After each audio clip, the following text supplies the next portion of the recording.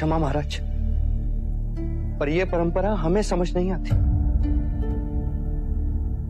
कैसी परंपरा पुत्र?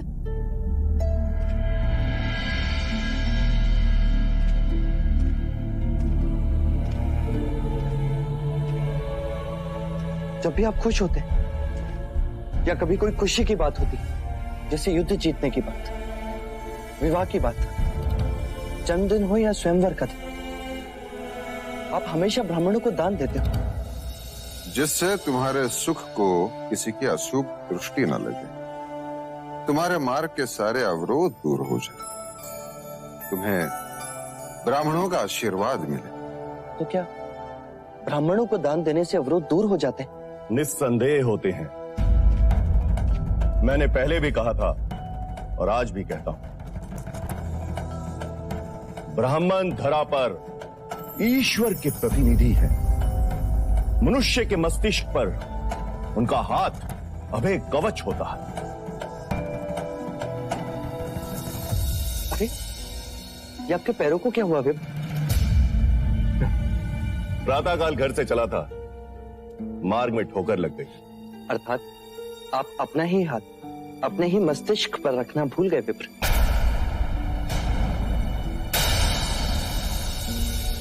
अब कहना क्या चाहते हैं युवराज? वही महाराज कि जो ब्राह्मण केवल मनुष्य के सर पर हाथ रखने से उसके मार्ग के अवरोधों को दूर कर सकता हो, उसे स्वयं ठोकर क्यों लगी? ये हमारा अपमान है महाराज।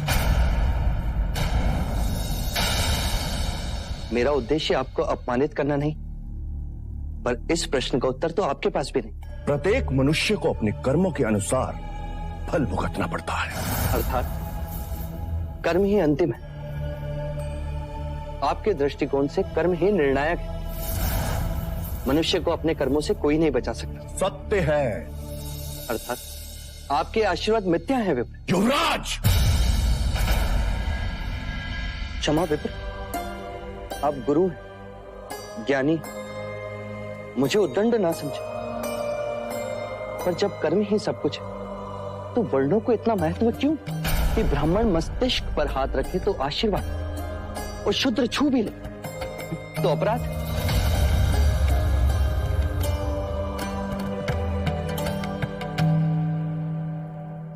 चन्ना। जी युवराज। इन सभी को रथ में रखो, इस दान का वितरण हम स्वयं करेंगे। जी युवराज। आओ यशोधरा।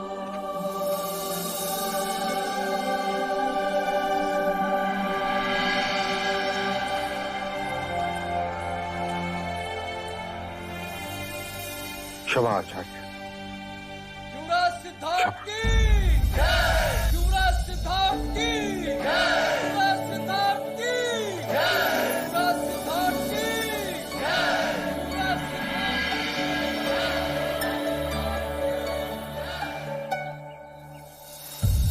अरे, ये क्या कर रहे हैं आप? ईश्वर है आप हमारे लिए, जो स्वयं अनाज बांटने आए। मैं चाहता हूं आज से कपिलवस्तु में कोई भी भूखा ना रहे, सबको अन्न मिले, अपना अधिकार मिले। युवराज, आप हमें ये बताएं कि इस उपकार के बदले हम आपको क्या दें? अपनी पीड़ा, आप सबकी पीड़ा लेने आया हूं मैं। हटो, हटो! पीड़ा? हमारी पीड़ा? आप हमारी पीड़ा क्या समझोगे युवराज? कभी भूखे पेट सोए हैं? कभी कड़कड़ाती ठंड में बिना वस्त्र के इस धरा पर रातें बिताई हैं? क्या आप स्वयं कभी अपने ही घर में भीगे हो? नहीं ना? तो आप हमारी पीड़ा क्या जानेंगे युवराज? हमें आपका ये दान नहीं चाहिए।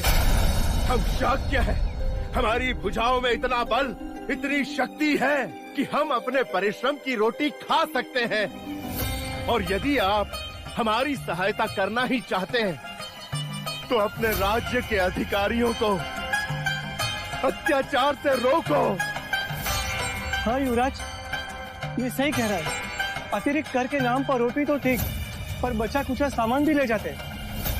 आपका दिया तो मिलने से रहा, जो है उसे भी छीन लेते हैं। कल मेरे घर से वो बर्तन कंबल तक ले गए, और आज मेरी माँ ठंड से मर गई।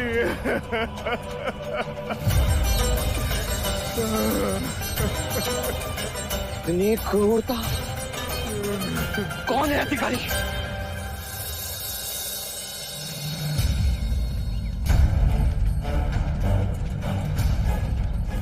युवराज, आप प्रणाम। याचना सुनकर आए। प्रजा कहती है कि राज के अमलदार होकर भी तुम उन पर अत्याचार करते थे। कदापि नहीं युवराज। इतना धन?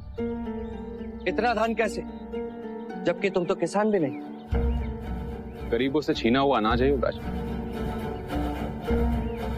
इतना लूट? आधा धन राजकोष में जाता है युवराज। किसके राजकोष में? राजा वीर बाहु, उनका आदेश। मैं तो बस पालन करता हूँ। वीर भाऊ का आदेश सुनते हो और इन गरीबों की आवाज सुनाई नहीं देती तुम्हें? इसका दंड तुम्हें मिलना ही चाहिए। क्षमा करें युवराज, क्षमा करें। आगे से ऐसा अपराध कभी नहीं होगा। क्षमा करें युवराज।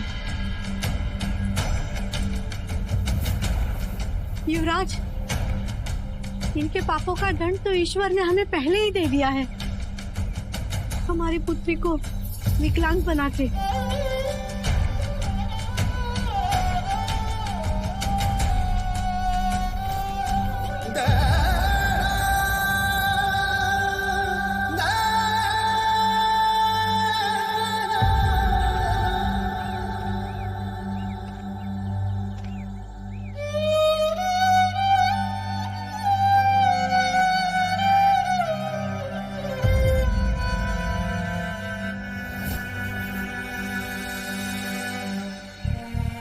तुम्हारी पुत्री की विवशता ने आज तुम्हें दंडित होने से बचा नहीं।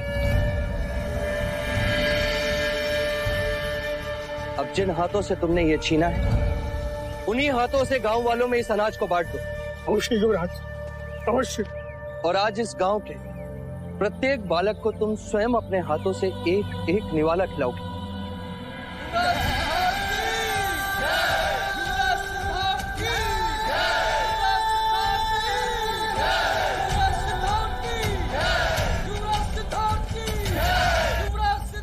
दुख का साम्राज्य देखा था। आज तक मैं सोचता था कि धन सुख देता है, दुख को दूर करता है, पर ये गरीब जिनके पास ना धन है ना धान, वो भी दुखी। और ये अधिकारी जिसके पास धन भी है और धान भी, ये भी दुखी। अर्थात धन भी दुख को दूर नहीं करता।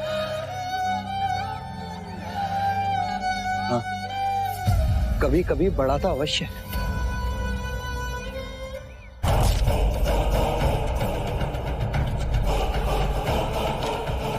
कहो बांदुल, क्या है तुम्हारी उपस्थिति का कारण?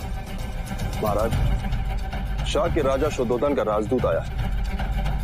कह दो उससे कि महाराज मंत्रणा में नहीं मिल सकते। जी महाराज, परंतु वो आपके नाम महाराज शुद्धोधन का यह संदेश भी लाया।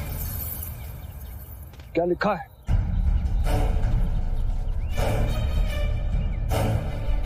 कौशल नरेश महाराज प्रसन्नजीत, युद्ध में आपकी पराजय के बाद हमारे और आपके बीच जो संधि हुई थी, उसके परिणाम स्वरूप आपने समग्र युद्ध खर्च देने का उत्तरदायित्व स्वीकार किया था। युद्ध में हुआ सारा खर्चा तुम हमें दोगे और साथ साथ ये वचन भी हम पर कभी आक्रमण नहीं करोगे। मैं वचनबद्ध हूं महाराज शुद्धोधन। जो शाक्य गणराज्य को शीघ्र ही अपेक्षित है, प्रत्युत्तर की अपेक्षा में मोहर शाक्य गणराज्य शिरोमणि राजा शुद्धोधन। उन्हें प्रत्युत्तर भेज दो बांदुल। इस समय सारा कौशल महाराज महाकौशल की मृत्यु शोक में डूबा है। इस समय हम संधि का उत्तरदायित्व निभाने में असमर्थ हैं, युद्ध खर्च नहीं दे सकते। जी महाराज। पर शीघ्र ही हम